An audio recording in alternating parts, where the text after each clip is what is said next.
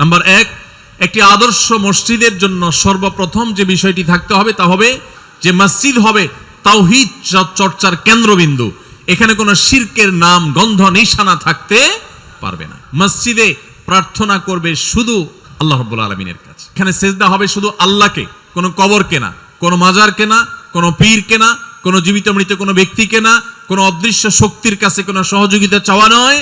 একমাত্র সহযোগিতা চাওয়া হবে, সাহায্য চাওয়া হবে শুধু কার কাছে? আল্লাহ রাব্বুল আলামিনের কাছে। তাহলে সে মসজিদ হবে আদর্শ মসজিদ, সে মসজিদ হবে নবী সাল্লাল্লাহু আলাইহি সাল্লামের দেওয়া তার রূপরেখাওয়ালা মসজিদ। দ্বিতীয়ত, একটি আদর্শ মসজিদের জন্য যে বিষয়টি খুব গুরুত্বপূর্ণ তা হলো মসজিদে সুন্নাতে রাসূলের চর্চা হবে, কোনো বিদআতের চর্চা হবে না। সুন্নাত প্রতিষ্ঠা হবে মসজিদের মূল কাজ। প্রত্যেকটা কাজে প্রিয় নবী সাল্লাল্লাহু আলাইহি সাল্লাম কি করেছেন, বিশেষ করে ইবাদতগুলো, ইবাদতের ক্ষেত্রে প্রিয় নবী সাল্লাল্লাহু আলাইহি সাল্লাম আদর্শ কি আছে, তার সালাত কেমন ছিল, তার নামাজ কেমন ছিল, তার রোজা কেমন ছিল, তার দোয়া কেমন ছিল, তার তিলাওয়াত কেমন ছিল, তার দুরূদটা কিভাবে পাঠ করা হতো, তিনি কোন আমলটা কিভাবে করতেন, সেই সুন্নাতগুলো প্রতিষ্ঠা করা হবে মসজিদের প্রধান কাজ। কোন মসজিদ যদি সুন্নাহ প্রতিষ্ঠা করে সর্বস্তরে তাহলে সেটি হবে আদর্শ একটা মসজিদ। তৃতীয়ত, মসজিদ যেহেতু আল্লাহর ঘর এবং সেখানে যেহেতু তাওহীদ প্রতিষ্ঠা করতে হবে, এটাকে কেউ ব্যক্তিগত খবরদারি প্রকাশের জায়গা হিসেবে গ্রহণ করতে পারবে না। অনেক মসজিদ আছে যে মসজিদগুলো মসজিদের কমিটি, মসজিদের কর্তৃপক্ষ, মোতাওয়াল্লি, সভাপতি, সেক্রেটারি অথবা বিভিন্ন ব্যক্তিবর্গ তারা তাদের ক্ষমতা জাহিরের একটা কেন্দ্র হিসেবে মনে করেন। তারা মনে করেন যে তাদের খবরদারি জাহিরের একটা বড় জায়গা হলো মসজিদ। মসজিদ হলো গোলামি প্রকাশের জায়গা। আল্লাহর ঘরে এসেও যদি কেউ নিজের কর্তৃত্ব আর সর্দারি আর মাতবরি জাহির করতে চায় তো এর চাইতে বড় অহংকারী আর পাপিষ্ঠ এবং কপাল পোড়া হতভাগা আরেকজন হতে পারে না। মসজিদের দায়িত্ব বুঝে নিলে বা মসজিদ পরিচালনা করার দায়িত্ব পেলেই যে আপনি আল্লাহর প্রিয় পাত্র হয়ে গেছেন এত সহজ হিসেব নিকেশ করার কোনো সুযোগ। এই জন্য আদর্শ মসজিদের জন্য এই জিনিসটা খুবই জরুরি যে মসজিদ কর্তৃপক্ষ ইমাম সাহেবকে, খতিব সাহেবকে বলবেন পরিষ্কারভাবে যে আপনি কোরআন এবং হাদিসের আলোকে আমাদের মসজিদকে আপনি আলোকিত করবেন, আবাদ করবেন। কোরআন হাদিসের বাইরে মন গড়া জিনিস আমরা চাই না। আজকাল সেই মসজিদ কমিটি খুব কমই পাওয়া যায় যে মসজিদ কর্তৃপক্ষ ইমাম সাহেব, খতিব সাহেবকে সে ফ্রিডমটা দেন, তাদেরকে সে স্বাধীনতা দেন, তাদেরকে তাদের কথা বলবার সুযোগ দেন। অবশ্য ইমাম খতিবদেরও দায়িত্ব আছে মসজিদ কমিটিকে বুঝিয়ে তাদেরকে কাউন্সেলিং করে তাদের কাছ থেকে বেশটা আদায় করে নেওয়া এবং মসজিদকে আদর্শ মসজিদ হিসেবে গড়ে তোলা। ভাইরা আমার, একটি আদর্শ মসজিদের জন্য আরেকটি গুরুত্বপূর্ণ যে বিষয়টি দরকার সেটি হলো মসজিদে ইমাম এবং খতিব মুয়াজ্জিন যারা থাকবেন এটাকে তাদের পেট পালার মাধ্যম হিসেবে গ্রহণ করবেন না। শরিয়ার দৃষ্টিকোণ থেকে ইমামতি, খতিবগিরি করে টাকা নেওয়া, বেতন নেওয়া জায়েজ হলেও এটা তাদের রুটি রুজির মাধ্যম না। এটাকে যদি তারা একমাত্র রুটি রুজির মাধ্যম বানান, এটাকে যদি তারা শুধুই প্রফেশন হিসেবে দেখেন তাহলে কখনো একটি আদর্শ মসজিদ গড়ে ওঠা সম্ভব নয়। তাদের এটা হবে সেবা, এটা হবে তাদের দায়িত্ব পালন, এটা হবে আল্লাহর ভয় থেকে একজন ইমাম, একজন খতিব তার মুসল্লিদের, তার মুক্তাদিদের কারোর দুর্বলতা, কোনো ত্রুটির কথা মনে করে আল্লাহর কাছে ভোর রাতে তাহাজ্জুদের সময় দোয়া করবেন, সেজদায় দোয়া করবেন, নামাজের পর দোয়া করবেন, বিভিন্ন সময় দোয়া করবেন তাদের জন্য। এটা হবে একজন আদর্শ ইমাম, একজন খতিবের দায়িত্ব। একজন আদর্শ ইমাম খতিব ছাড়া একটা আদর্শ মসজিদ সম্ভব নয়। আদর্শ মসজিদ তখন হবে যখন সেই মসজিদের ইমাম, খতিব, মুয়াজ্জিন সবাই আদর্শবান হবেন। ইমাম খতিবদের উচিত মসজিদগুলোতে নানাবিধ আয়োজন করা, বিভিন্ন প্রোগ্রাম করা, প্রোগ্রামের মাধ্যমে এলাকাবাসীকে নানাবিধ ভাবে উপকার পৌঁছানো। আমাদের প্রিয় নবী সাল্লাল্লাহু আলাইহি ওয়াসাল্লাম মসজিদ আপনারা জানেন শুধু নামাজ পড়ার ঘর ছিল না। সারা বাংলাদেশে মসজিদগুলো এখন বেশিরভাগ মসজিদগুলো হলো নামাজের ঘর। শুধুমাত্র সেখানে নামাজটা হয়, নামাজের পরে আবার তালা মেরে দেওয়া হয়, বাস শেষ। অথচ মসজিদ থেকে আমরা নানাবিধ সামাজিক কর্মকাণ্ড আমরা করতে পারি।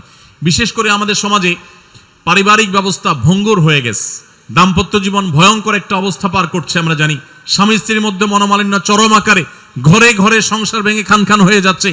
এরকম কঠিন পরিস্থিতিতে মসজিদের ইমাম সাহেবরা যদি প্রশিক্ষণ নিয়ে তারা যদি কাউন্সিলর হওয়ার দায়িত্ব নেন, কাউন্সিলর বলতে মানুষকে কাউন্সেলিং করা এবং ফ্যামিলি কাউন্সেলিংটা যদি তারা সঠিকভাবে করতে পারেন তাহলে ইনশাআল্লাহ আমাদের সমাজের এই ভয়াবহতা কিছুটা হলেও রোধ করা সম্ভব। আল্লাহ তাআলা আমাদের সমস্ত মসজিদগুলোকে সেরকম মসজিদ হিসেবে কবুল এবং মঞ্জুর করবো না, আমিন। মসজিদ হলো ইসলামী সমাজ ব্যবস্থার হৃৎপিণ্ডের মতো।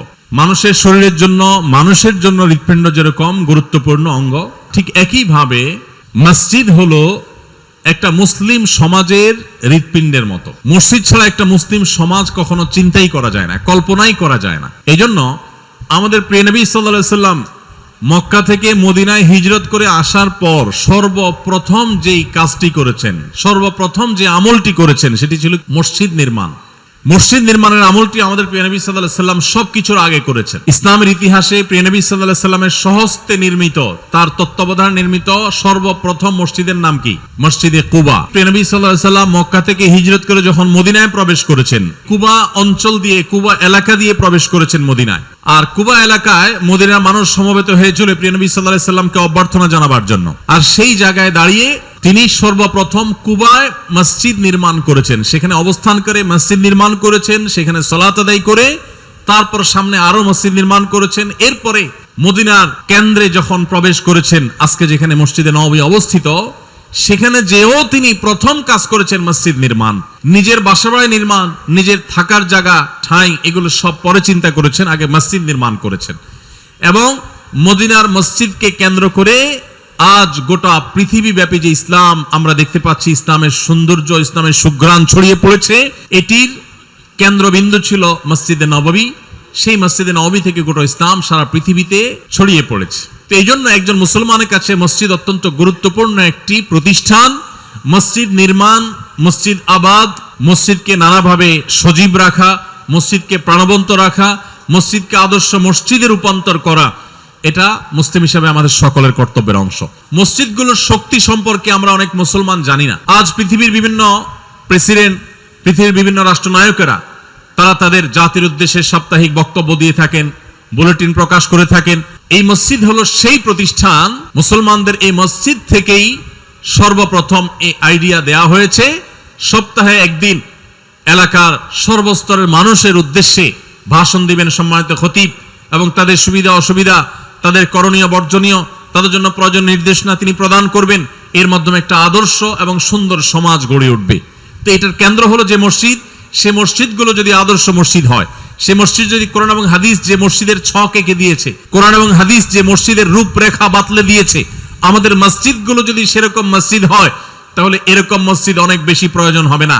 একটি মসজিদ গোটা পৃথিবীকে পরিবর্তন করার জন্য যথেষ্ট হবে ইনশাআল্লাহ। সময়ত ভাইরা আমার, মসজিদে নববীতে একটি মসজিদই ছিল, যে মসজিদ আমাদের মসজিদগুলোর মতো এত দামি পাথর ছিল না, যে মসজিদগুলোতে আমাদের মসজিদগুলোর মতো এত উন্নত নানা রকমের ব্যবস্থাপনা, এয়ার কন্ডিশন থেকে নিয়ে নানা রকমের সাউন্ড সিস্টেম আজকাল যেগুলো থাকে আধুনিক, এর কোনো কিছুই যে মসজিদে ছিল না।